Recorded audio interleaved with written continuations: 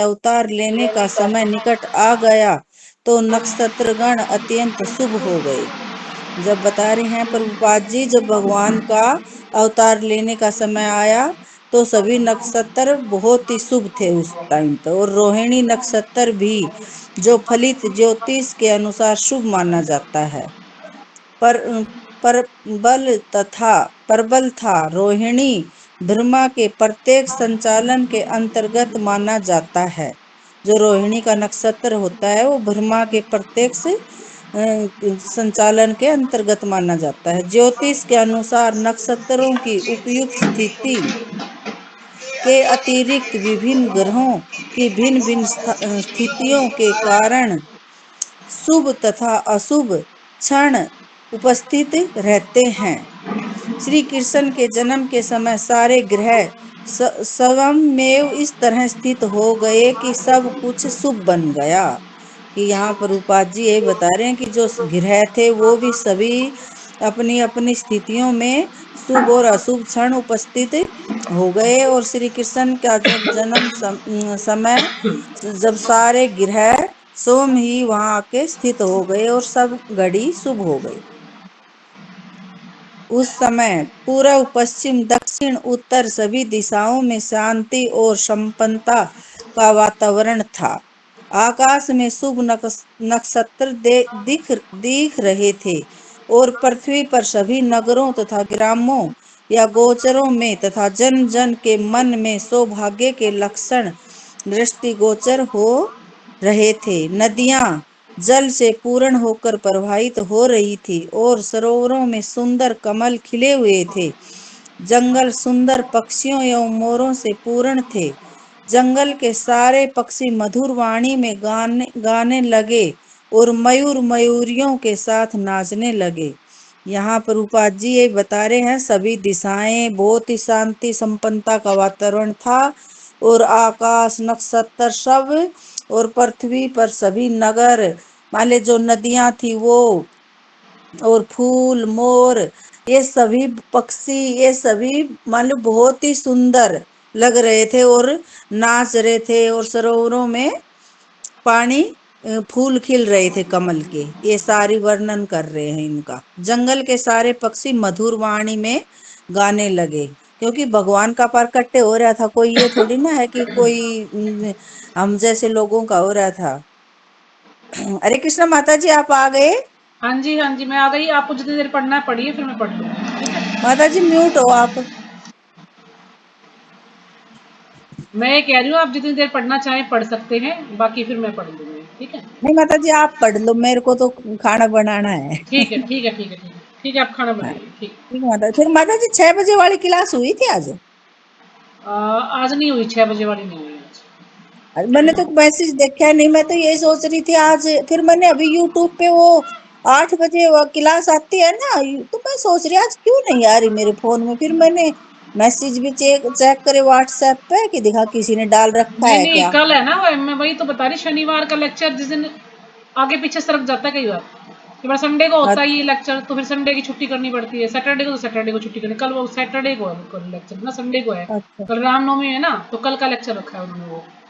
फिर अब माता आज जी फिर वहां नहीं, अब की बार वहां नहीं जाएंगे द्वारका? द्वारका तो जाएंगे ही, लेकिन यहाँ पे तो हर द्वारका में शायद दिन का प्रोग्राम है रामनवमी का ना, तो ये तो हर सैटरडे द्वारका में होता है 10 ना बजे का हनुमान है मंदिर माता में। जी। हाँ जी। अच्छा 10 बजे से है द्वारका में। हाँ सुबह 10 का है से ना। 12:30। हाँ सुबह का प्रोग्राम उधर, तो इसलिए फिर वो अच्छा। फिर शाम का लेक्चर रख दिया। कल माता जी नजफगढ़ में होगा, छावला में मान ली छावला में भी होती है ना क्लास? अच्छा वाला वाली जो क्लास होगी माता जी वो तो होती है, 4 से 6 का टाइम है ना उसका। अच्छा अच्छा अच्छा वो तो जो ठीक है माता प्रभु जी जी ने तो। चला रखी हो तो होगी। हाँ वो ठीक तो है कभी माता जी। रुकती नहीं है क्लास ना, अगर प्रभु जी ना हो तो किसी और को बोल देते हो, वो तो हमेशा होती है। अच्छा चलो ठीक है माता जी, वो तो शाम को होगी। हाँ ठीक। हरे कृष्ण। तो आज हम पढ़ रहे हैं भगवान श्री कृष्ण का जन्म। तो भगवान श्री कृष्ण के जन्म के बारे में यहाँ पर बता रहे हैं। तो बता रहे हैं जब उनका जन्म होने वाला था भगवान का, तो कितना मतलब पहले क्या था, कुछ शगुन मतलब अच्छे शगुन होने लगते हैं। तो जैसे यहाँ पर बता रहे हैं कि उस समय पूर्व, पश्चिम, दक्षिण, उत्तर सभी दिशाओं की शांति और संपन्नता का वातावरण था।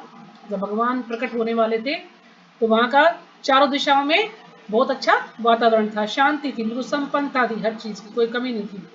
आकाश में शुभ नक्षत्र दिख रहे थे, शुभ नक्षत्र थे, और पृथ्वी पर सभी नगरों तथा ग्रामों या गोचरों में, अब गोचरों में क्या है कि गोचरों का अर्थ है कि नक्षत्र जो है एक से दूसरे में जो है चले जाते हैं, एक नक्षत्र दूसरे में चले जाता है, उसको गोचरों बोलते हैं। कि अलग अलग गांवों में, नगरों में, गोचरों में तथा जन जन के मन में सौभाग्य के लक्षण दृष्टिगोचर हो रहे थे। तो सबके जितने भी लोग हैं, सबके जन जन के मन में लक्षण, सौभाग्य के लक्षण दृष्टिगोचर देखने को मिल रहे थे कि ये सौभाग्य के लक्षण है, मतलब अच्छे लक्षण हैं सबके। नदियां जल से पूर्ण होकर प्रभावित हो रही थी, और नदियां भी पूरी जल से भरी हुई थी, और सरोवर में सुंदर कमल खिले हुए थे। जंगल सुंदर पक्षियों एवं मोरों से पूर्ण थे। तो कितने सारे शुभ लक्षण दिखाए हैं। जैसे आपने पढ़ा होगा या जब आपने देखा होगा महाभारत में, जब दुर्योधन होने वाला था तो कैसे कैसे लक्षण हुए थे, है ना, अपशकुन हुए थे सारे। किधर सियार बोल रहे थे, गीदड़ बोल रहे थे, है ना, कुछ ऐसे मतलब सारे उल्टे सीधे कार्य हो रहे थे। तो इससे पता लग रहा था कि जो संतान पैदा होने वाली है वो बहुत ही अशुभ है, या वो राक्षसी प्रवृत्ति की होगी। तो इससे जब ये नक्षत्र होते तो इससे पता लगता है, जब भगवान का जन्म होने वाला तो कितने सारे जो हैं, सारे नक्षत्र शुभ नक्षत्र हो रहे हैं, सब अच्छे कार्य हो रहे हैं, अच्छे अच्छे लक्षण दिखाई दे रहे हैं कि फूल भी खिले हुए हैं, मोर भी नाच रहे हैं, जंगल के सारे पक्षी मधुर वाणी में गाने लगे और मयूर मयूरों के साथ नाचने लगे।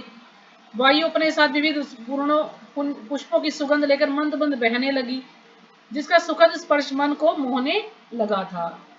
उनका जो धीरे धीरे जो हवा चल रही थी, सुगंध फैला रही थी पुष्पों की, बड़ी अच्छी लग रही थी, बड़ी सुहावनी लग रही थी। जो ब्राह्मण अग्नि में यज्ञ करने के अभ्यस्त थे, उन्हें आहुति के लिए अपने अपने घर अत्यंत सुहावने लग रहे थे। क्यों? क्योंकि वो यज्ञ कर रहे थे ब्राह्मण, तो उनको जो भी यज्ञ कर रहे थे, आहुति दे रहे थे, तो उनको अपने घर जो है बड़े सुहावने लग रहे थे। आसुरी राजाओं के उत्पादों के कारण ब्राह्मणों के घरों में हवन आदि यज्ञ लगभग बंद हो चुके थे। आसुरी प्रवृत्ति के कारण क्या था कि सारे यज्ञ जो हैं बंद हो चुके थे। अब वो ब्राह्मण इतना अच्छे से यज्ञ नहीं कर पा रहे थे असुरों के कारण। यज्ञों पर प्रतिबंध लगने के कारण ब्राह्मण मनसा वाचा कर्मणा अत्यंत दुखी थे। अगर यज्ञ पर प्रतिबंध लगने के कारण जो जितने ब्राह्मण थे, मन से, वचन से और कर्म से बड़े जो है दुखी रहते थे। क्यों? वो यज्ञ नहीं कर पा रहे थे। किंतु श्री कृष्ण के जन्म के समय उन सबके मन स्वयं प्रसन्नता से पूर्ण हो गए। अब उन्हें यह पता था कि अब जो तारणहार है, 8वां पुत्र, वो जन्म लेने वाला है। तो इस कारण से सब बड़े प्रसन्नता से पूर्ण हो गए थे, क्योंकि उन्हें आकाश में श्री भगवान के जन्म लेने की घोषणा करने वाली दिव्यवाणी गुंजरित होती सुनाई दे रही थी। गंधर्व और किन्नर लोक के वासी गाने लगे, सब जो है गाना गा रहे थे भगवान के लिए। और सिद्ध और चारण लोक के वासी श्री भगवान की सेवा में प्रार्थनाएं करने लगे। तो किन्नर जो है गाने लगे, गंधर्व गाने लगे, और चारण लोक के जो वासी थे वो प्रार्थनाएं करने लगे भगवान से। स्वर्ग लोक में देवता अपनी अपनी पत्नियों तथा विद्याधर अपनी अपनी पत्नियों के साथ नाचने लगे। सब मतलब इतना खुशी का माहौल था कि भगवान अब जन्म लेने वाले हैं, सब बड़े खुश थे। ऋषि मुनि तथा देवता प्रसन्न होकर फूल बरसाने लगे। समुद्र तट पर हल्की हल्की तरंगों की ध्वनि सुनाई दे रही थी, और समुद्र के ऊपर आकाश में बादल थे जो मोहक गर्जना करने लगे थे। तो ऋषि मुनि देवता सभी प्रसन्न थे कि भगवान का प्राकट्य हो गया है। जब ऐसा संयोग उपस्थित हो गया तो घट घटवासी भगवान श्री विष्णु अंधेरी रात में श्री भगवान के रूप में देवकी के समक्ष प्रकट हुए। अब सब जो है खुशियां मनाने की, अब जो है पुत्र होने वाले, मतलब तारणहार भगवान आने वाले हैं। तो जब सब इसमें मगन थे तो घट घटवासी भगवान श्री विष्णु अंधेरी रात में, है ना, आप सबको पता है कि 12 बजे भगवान ने जन्म लिया था। अंधेरी रात में श्री भगवान के रूप में देवकी के समक्ष प्रकट हुए भगवान, जो एक देवी जैसी लगती थी। देवकी क्या थी? बिल्कुल देवी जैसी लग रही थी, उसमें इतना उसका सौंदर्य जो है निखर कर आ रहा था। इससे पता लग रहा था कि हाँ वास्तव में कोई पुण्य आत्मा या भगवान जो है जन्म लेने वाले हैं। उस समय भगवान विष्णु के प्राकट्य की तुलना रात्रि के समय पूर्व दिशा में उदित होने वाले पूर्ण चंद्रमा से की जा सकती थी। तो भगवान की तुलना जो पूर्ण चंद्रमा होता है पूर्णमासी का, तो उससे जो है उनकी तुलना की जा रही थी। यहाँ यह आपत्ति उठाई जा सकती है कि चूंकि भगवान श्री कृष्ण अष्टमी के दिन उत्पन्न हुए, अतः उस दिन पूर्ण चंद्रमा उदय हो ही नहीं सकता। अब प्रभुपाद जी यहाँ पर समझा रहे हैं कि कोई ये भी कह सकता है कि पूर्ण चंद्रमा तो पूर्णमासी के दिन होता है, लेकिन भगवान का जन्म तो अष्टमी के दिन हुआ, तो उस दिन पूर्ण चंद्रमा कैसे हो सकता है। तो अतः उस दिन पूर्ण चंद्रमा उदय हो ही नहीं सकता। इसके उत्तर में यह कहा जा सकता है कि भगवान श्री कृष्ण उस वंश में उत्पन्न हुए जो चंद्रमा की वंश परंपरा में था। तो भगवान किस वंश में उत्पन्न हुए? जो चंद्रमा की वंश परंपरा से था। अतः यद्यपि उस रात्रि को चंद्रमा अधूरा था, किंतु चंद्रमा के वंश में ही श्री भगवान के जन्म लेने के कारण चंद्रमा अत्यधिक प्रसन्न था। यानी वो उस दिन चंद्रमा पूरा नहीं था, लेकिन जब भगवान ने उस वंश परंपरा में जन्म लिया तो चंद्रमा भी बहुत ज्यादा प्रसन्न था। अतः भगवान श्री कृष्ण की कृपा से वह पूर्ण चंद्र के रूप में उदय हुआ। खमानिक्य नामक ज्योतिष ग्रंथ में, अभी एक खमानिक्य नामक कोई ग्रंथ है ज्योतिष ग्रंथ में, भगवान श्री कृष्ण के जन्म के समय नक्षत्रों का अत्यंत सुंदर वर्णन मिलता है कि भगवान जब जन्म लेने वाले थे तो क्या क्या नक्षत्र हो रहे थे, क्या क्या अच्छे लक्षण हो रहे थे। तो इसका सारा वर्णन उसके ग्रंथ में मिलता है। उससे पुष्टि होती है कि उस शुभ क्षण में उत्पन्न यह शिशु परम ब्रह्म या परम सत्य था। तो ऐसी शुभ स्थिति में घड़ी में जो है भगवान ने जन्म लिया, तो ये पर ब्रह्म या परम सत्य था। वसुदेव ने उस आश्चर्यजनक बालक को देखा जिसके 4 हाथ थे, जिनमें वह शंख चक्र गदा था कमल पुष्प धारण किए था, जो श्री वत्स चिन्ह से सुशोभित था। अब भगवान ने जन्म लिया तो भगवान कोई साधारण मनुष्य तो है नहीं कि हमारे जैसे बच्चे होते हैं ऐसे जो है वो जन्म लेंगे। नहीं, भगवान कैसे आए? 4 हाथ थे भगवान के, शंख चक्र गदा था कमल पुष्प धारण किए थे, श्री वत्स चिन्ह से सुशोभित थे, कौस्तुभ मणि की माला पहने था, पीताम्बर धारण किए चमकीले श्याम बादल की तरह लग रहा था, जिसका मुकुट वैदुर्य मणि से अलंकृत था, जो पूरे शरीर में अमूल्य बिजावट कुंडल तथा अन्य आभूषण धारण किए था, और जिसका सिर केश राशि से अलंकृत था। तो कितना जो है भगवान बिल्कुल अपने असली रूप में आए थे। बालक के अद्वितीय रूप के कारण वसुदेव आश्चर्यचकित हो गए। यानी ऐसा रूप था, ऐसा अद्भुत रूप था कि इसके समान और कोई हो नहीं सकता। ऐसा अद्वितीय रूप था बालक का कि वसुदेव बड़े आश्चर्यचकित हो गए इसको देखकर। नवजात शिशु इस तरह कैसे आभूषित हो सकता है? अतः वे समझ गए कि अब भगवान श्री कृष्ण प्रकट हो गए हैं, और इस अवसर पर वे अभिभूत हो गए। वसुदेव ने विनीत भाव से आश्चर्य प्रकट किया कि यद्यपि वे भौतिक प्रकृति द्वारा बद्ध सामान्य जीव हैं और ऊपर से कंस द्वारा बंदी हैं, तो भी सर्वव्यापी भगवान विष्णु या श्री कृष्ण अपने मूल रूप में उनके घर शिशु रूप में प्रकट हुए हैं।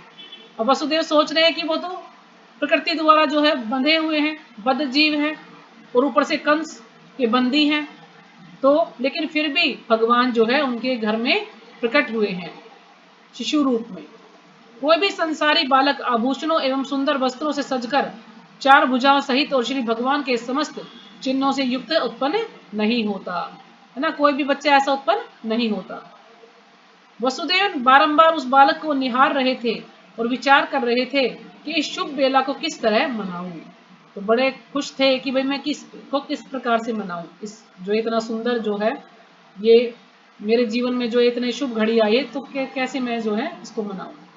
वे सोचने लगे, सामान्यतः जब पुत्र उत्पन्न होता है तो लोग उस अवसर पर खुशियां मनाते हैं, और मैं हूं कि मेरे बंदी होते हुए श्री भगवान ने मेरे घर जन्म लिया है।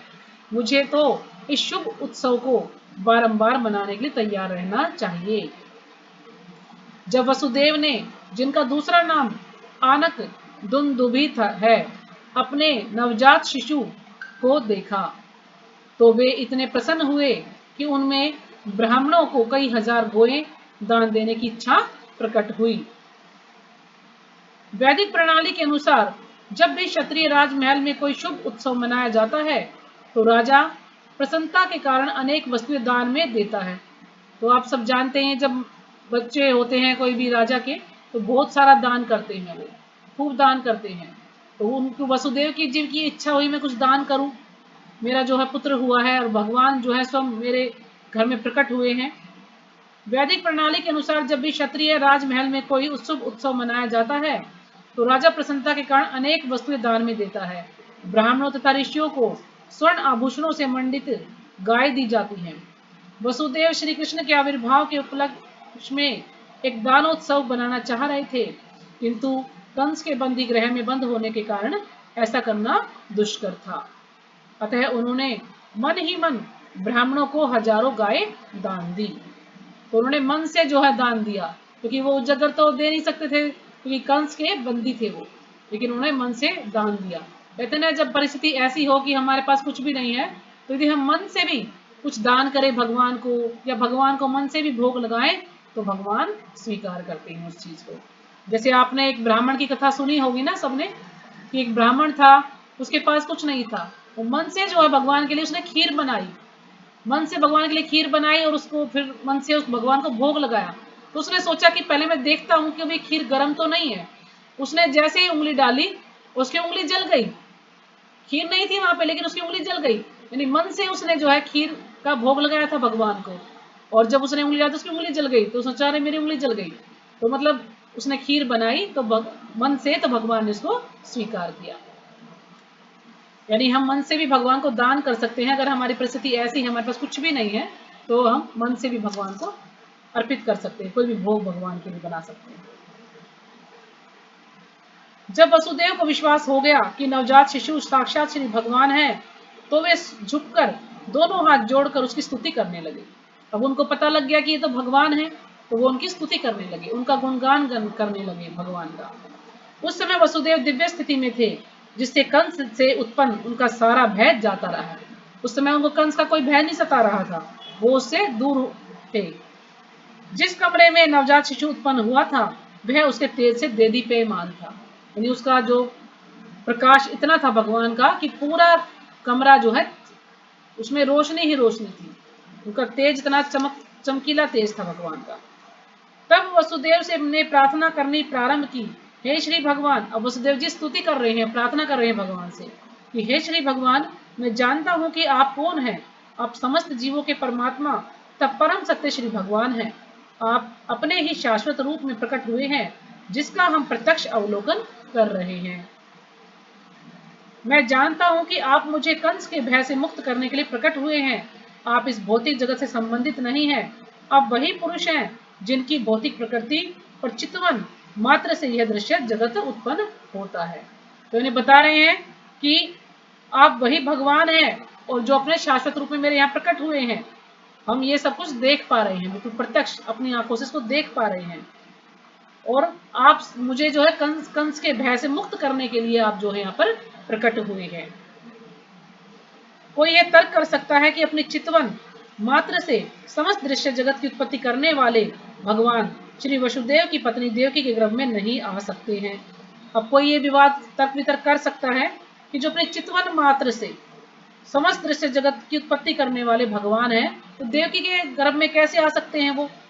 इस तर्क का उच्छेद करने के लिए वसुदेव ने कहा, हे प्रभु, इसमें आश्चर्य नहीं कि आप देवकी के गर्भ में प्रकट हुए हैं, क्योंकि सृष्टि की रचना भी इसी प्रकार हुई थी। तो वो कहते हैं कि इसमें कोई भी आश्चर्य नहीं है कि आप देवकी के गर्भ में प्रकट हो गए हैं। क्यों? क्योंकि सृष्टि की रचना भी इसी प्रकार हुई थी। आप महाविष्णु के रूप में कार्णव में शयन कर रहे थे।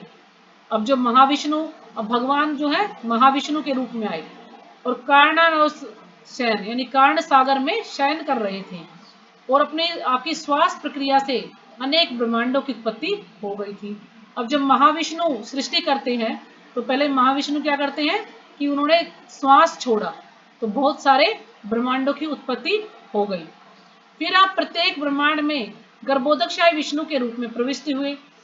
अब पहले महाविष्णु, तीन पुरुष बता रखे हैं, पहले महाविष्णु, फिर गर्भोदकशाही विष्णु और फिर क्षीरोदकशाही विष्णु। तो जो गर्भोदकशाही विष्णु है वो प्रत्येक ब्रह्मांड में जो है गर्भ सागर में जो है लेटे हुए हैं, यानी उन्होंने जो ब्रह्मांड है वो अपने पसीने से आधा भर दिया है और उसमें भगवान जो है शयन कर रहे हैं, लेटे हुए हैं। फिर उन्हीं के उनका एक रूप और प्रकट होता है, गर्भोदकशाही विष्णु के रूप में प्रविष्ट हुए। फिर आपने क्षीरोदकशाही विष्णु के रूप में अपना विस्तार किया। फिर गर्भोदकशाही विष्णु ने अपना विस्तार किया क्षीरोदकशाही विष्णु के रूप में। तो जो क्षीरोदकशाही विष्णु है वो प्रत्येक जीव के हृदय में परमात्मा रूप में विराजमान है, क्षीरोदकशाही विष्णु। और जो गर्भोदकशाही विष्णु है वो प्रत्येक ब्रह्मांड के अंदर जो है परमात्मा रूप में विराजमान है। और जो क्षीरोदकशाही विष्णु है वो प्रत्येक जीव के अंदर जो है विराजमान है। और शुरुआत कहाँ से? महाविष्णु से। महाविष्णु ने अपना विस्तार किया गर्भोदकशाही विष्णु में, और गर्भोदकशाही विष्णु ने फिर विस्तार किया क्षीरोदकशाही विष्णु के रूप में। और आप हर प्राणी के हृदय में अणु के भीतर भी प्रविष्ट हो गए हैं। तो अणु अणु में भगवान है, और वो कौन है? क्षीरोदकशाही विष्णु। अतः देवकी के गर्भ में आपका प्रवेश करना उसी प्रकार से समझा जा सकता है। आप प्रविष्ट हुए प्रतीत होते हैं, किंतु उसी के साथ साथ आप सर्वव्यापक हैं। कि आप प्रविष्ट तो हुए, यानी देवकी के गर्भ में प्रविष्ट हुए आप, लेकिन उसके साथ साथ आप सर्वव्यापक हैं, यानी आप सब जगह हैं। भगवान कहते हैं ना, अणु अणु में भगवान है। हम भौतिक उदाहरणों के माध्यम से आपके प्रवेश तथा अप्रवेश को समझ सकते हैं। 16 तत्वों में विभाजित होने पर भी संपूर्ण भौतिक शक्ति कायम रहती है। यानी 16 तत्वों में विभाजित होने पर भी संपूर्ण भौतिक शक्ति कायम रहती है। यानी भगवान ने अपना इतना विस्तार किया है इतने 16 तत्वों में, लेकिन फिर भी वो उनकी शक्ति वैसी की वैसी रहती है। ये भौतिक शरीर 5 स्थूल तत्वों, तो 5 स्थूल तत्व है हमारे पृथ्वी, जल, अग्नि, वायु, आकाश का संयोग मात्र है। और जब कोई भौतिक शरीर बनता है तो ऐसा लगता है कि ये तत्व पुनः सृजित हो रहे हैं। तो हमारा स्थूल शरीर बना हुआ ना 5 तत्वों से, 5 महाभूत इनको कहा गया है, पंचभूत कहा गया है। किंतु वास्तविकता तो यह है कि सारे तत्व शरीर के बाहर हमेशा विद्यमान रहते हैं। इसी तरह यद्यपि आप देवकी के गर्भ में शिशु रूप में प्रकट हुए हैं, किंतु आप उसके बाहर भी विराजमान हैं। तो भगवान कह रहे हैं कि वसुदेव जी कह रहे हैं भगवान को कि आप देवकी के गर्भ में तो हैं, लेकिन उसके साथ साथ आप सब जगह हैं, चारों तरफ हर चीज में आप जो है आप अंदर भी हैं और आप बाहर भी हैं। आप सदैव अपने श्वास में, आप सदैव अपने धाम में रहते हैं, फिर भी आप करोड़ों रूपों में अपना विस्तार कर सकते हैं। यानी भगवान अपने धाम में रहते हैं, लेकिन उसके अलावा भी वो अपने करोड़ों विस्तार कर सकते हैं, करोड़ों रूपों में भगवान हो सकते हैं। क्यों? क्योंकि वो भगवान है। अब हम तो एक ही स्वरूप है हमारा, तो अगर हम मैं यहाँ बैठी तो हूँ, तो कोई दूसरी जगह कोई पुकारेगा तो मैं दूसरी जगह नहीं पहुंच सकती ना। लेकिन भगवान तो हर जगह विद्यमान है, कहीं पर भी भगवान को पुकारा जाए भगवान जो है प्रकट हो सकते हैं। मनुष्यों को बहुत ही बुद्धि के साथ आपके अवतार को समझना चाहिए। मनुष्य को बहुत ही बुद्धि के साथ आपको अवतार समझना चाहिए, आपके अवतार को समझना चाहिए मनुष्य को, क्योंकि आपसे भौतिक शक्ति भी उद्भूत है। तो जो भी भौतिक शक्ति है या जो भी जितनी भी चीजें सब भगवान से ही आ रही हैं, सबके स्रोत भगवान ही हैं। अब भौतिक शक्ति के उसी प्रकार मूल स्रोत हैं जिस तरह प्रकाश का स्रोत सूर्य है। इस तरह प्रकार का स्रोत क्या है? सूर्य, यानी सूर्य से प्रकाश आ रहा है। तो इसी प्रकार से प्रत्येक वस्तु के स्रोत कौन है? भगवान है। यानी जो भी वस्तु आ रही है वो सब भगवान से ही आ रही है, भगवान ने सबको बनाया है। सूर्य प्रकाश सूर्य मंडल को आच्छादित नहीं कर सकता, न आपसे उद्भूत होने के कारण भौतिक शक्ति आपको आच्छादित कर सकती है। अब जो भौतिक शक्ति है यानी बहिरंगा शक्ति है, माया देवी, भगवान को नहीं ढक सकती। भगवान क्योंकि उससे अलग है, भगवान का कुछ नहीं कर सकती, भगवान की शक्ति है वो। आप भौतिक प्रकृति के तीनों गुणों में रहते प्रतीत होते हैं, किंतु वास्तव में ये तीनों गुण आपको आच्छादित नहीं कर सकते।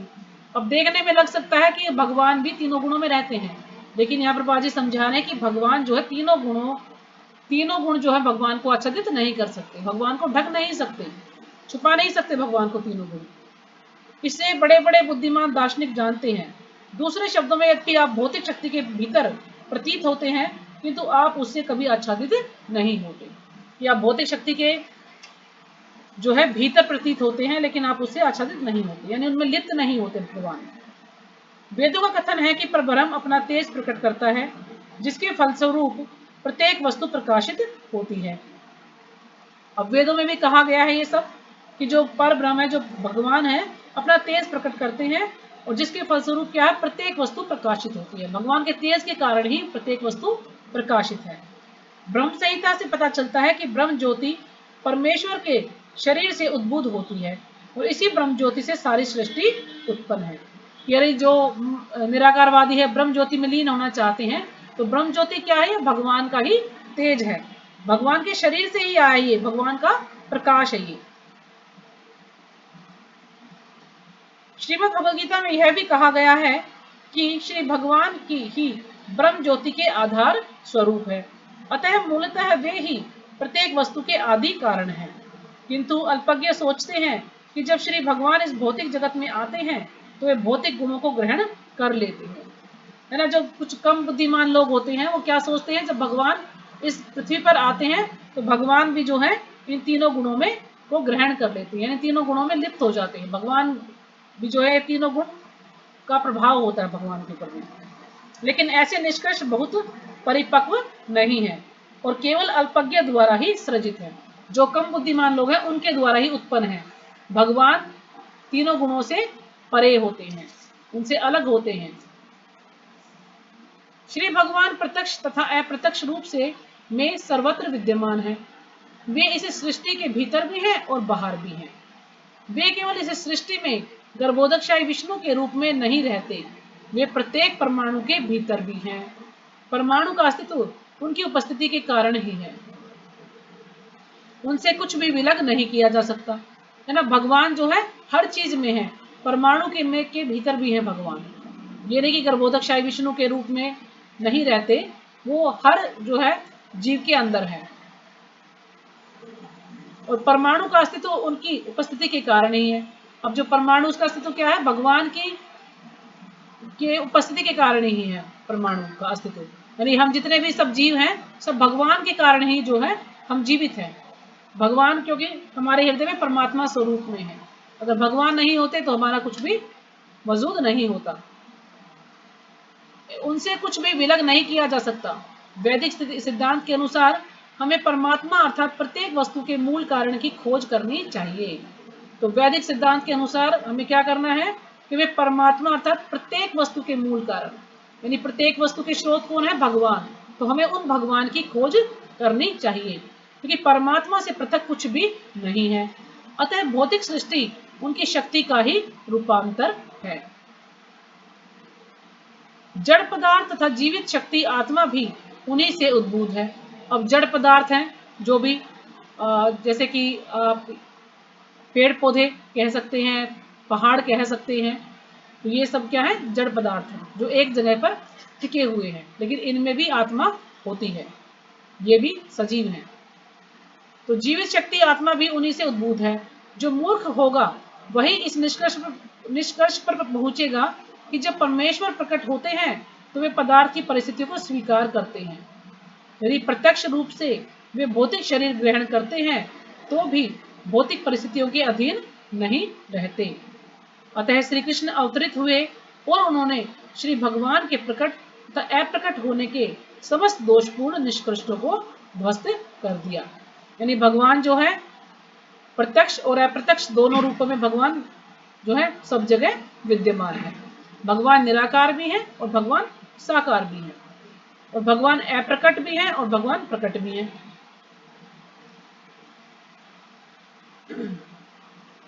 हे स्वामी, आपका अवतार स्थिति प्रतिरोधन सारे भौतिक गुणों के प्रभाव से परे है। यानी भगवान का जो अवतार है और भगवान की स्थिति और भगवान का तिरोधान, ये तीनों कार्य जो हैं भौतिक गुणों के प्रभाव से बिल्कुल परे हैं, अलग हैं। यानी भौतिक गुणों का इन पर कोई भी प्रभाव नहीं होता है। क्योंकि आप प्रत्येक वस्तु के नियामक तथा पर ब्रह्म हैं, अतः आप में कुछ भी अकल्पनीय या विरोध मूलक नहीं है। जैसा आपने कहा है, प्रकृति आपकी अध्यक्षता में उसी तरह कार्य करती है जिस तरह कोई सरकारी अधिकारी मुख्य कार्यकारी के आदेशों पर काम करता है। और जैसे कोई भी कर्मचारी है तो उसके ऊपर कोई ना कोई बॉस होता है ना, तब वो कार्य करता, अपनी मर्जी से तो कोई कार्य नहीं करता। इसी प्रकार से जो प्रकृति कार्य करती है, लेकिन प्रकृति के ऊपर कौन है? बॉस भगवान। यानी भगवान की अध्यक्षता में रहकर ही प्रकृति कार्य करती है। अपने आप प्रकृति कुछ कार्य नहीं करती, जब तक भगवान उसको आज्ञा नहीं देते, ऑर्डर नहीं देते, वो कोई भी कार्य नहीं करती है। तो प्रकृति हमेशा भगवान की अध्यक्षता में ही कार्य करती है। अधीनस्थ कार्यकलापों का आप पर कोई प्रभाव नहीं पड़ता, चूंकि आप परब्रह्म हैं तथा सारे नियम आप में अवस्थित हैं और प्रकृति के सारे कार्यकलाप आपके द्वारा ही संचालित होते हैं। तो प्रकृति के जो जितने भी कार्य हैं सारे भगवान द्वारा ही संचालित होते हैं, भगवान द्वारा ही नियंत्रित होते हैं। अतः इनमें से कोई कार्यकलाप आप पर प्रभाव नहीं डालता। अब भगवान कोई भी कार्य करते तो भगवान पर उस चीज का कोई भी प्रभाव नहीं पड़ता है, भगवान उसमें लिप्त नहीं होते हैं। कोई भी कार्य करते हैं, देखने में ऐसा लग सकता है हमें कि भगवान भी तो हमारे तरह से कार्य करते, लेकिन ऐसा नहीं है। आप शुक्लम कहलाते हैं। शुक्लम अर्थात धवल परम सत्य का प्रतीकात्मक निरूपण है। अब भगवान का एक नाम और ले लिया यहाँ पर, शुक्लम। शुक्लम अर्थात ध्वल या परम सत्य का प्रतीकात्मक निरूपण है, क्योंकि भौतिक गुणों से यह अप्रभावित रहता है। ब्रह्मा जी रक्त अथवा लाल कहलाते हैं। अब भगवान शुक्लम, ब्रह्मा जी रक्त अथवा लाल कहलाते हैं, क्योंकि सृजन के लिए वे रजोगुण का प्रतिनिधित्व करते हैं। तो ब्रह्मा जी कौन है? रजोगुण के देवता माने जाते हैं ब्रह्मा जी। तो ब्रह्मा जी रक्त या लाल कहलाते हैं, क्योंकि सृजन के लिए वे रजोगुण का प्रतिनिधित्व करते हैं। तमस भगवान शिव जी को सुपुर्द किया, क्योंकि वे संपूर्ण सृष्टि का संहार करते हैं। तो तमोगुण के देवता हैं शिव जी, तो तमोगुण का कार्यभार शिव जी को दिया गया, रजोगुण का ब्रह्मा जी को दिया गया और सतोगुण का भगवान जो है स्वयं देखते हैं। इस दृश्य जगत का सृजन, संहार तथा पालन आपकी शक्तियों द्वारा संपन्न होता है, तो भी आप इन गुणों से अप्रभावित रहते हैं। यानी भगवान की शक्तियों के द्वारा सब कुछ किया जाता है, लेकिन भगवान उससे प्रभावित नहीं होते। जैसा कि वेदों द्वारा पुष्ट किया गया है, हरिर ही निर्गुणः साक्षात, यानी श्री भगवान सदैव ही समस्त भौतिक गुणों से मुक्त होते हैं। यह भी कहा जाता है कि परमेश्वर में रजो तथा तमोगुणों का अभाव रहता है, कि परमेश्वर में रजोगुणों और तमोगुण का अभाव रहता है। हे प्रभु, आप परम नियंता श्री भगवान तथा इस दृश्य जगत की व्यवस्था को बनाए रखने वाले हैं। आप परम नियंता होते हुए भी कृपा करके मेरे घर में अवतरित हुए हैं। आपके अवतार का कारण संसार के उन आसुरी शासकों के अनुयायियों का वध करना है, जो राजकुमारों के वेश में रहते हुए वस्तुतः असुर हैं। तो भगवान किस लिए अवतार लिया है? कि उनका जितने भी असुर शासक हैं उनका क्या करना? वध करना है, जो कि राजकुमार के वेश में वास्तव में वो असुर हैं। मुझे विश्वास है कि आप उन सबों को उनके अनुयायियों तथा सैनिकों समेत मार डालेंगे। तो वासुदेव जी यहाँ पर कह रहे हैं कि मुझे पूर्ण विश्वास है कि आप ऐसे जो वेश धारण किया है राजकुमार के वेश में, जो असुर हैं, उनको जो है उनके सैनिकों समेत, उनके अनुयायियों समेत आप उनको मार डालेंगे, मुझे पूर्ण विश्वास है। तो ठीक है, कल हम जो है यहाँ से पढ़ेंगे। तो कल हमारी छुट्टी रहेगी, परसों हम पढ़ेंगे। तो परसों कोई भी माता जी जो भी पढ़ना चाहे, सुमन माता जी आप पढ़ेंगे परसों? हरे कृष्ण माता जी।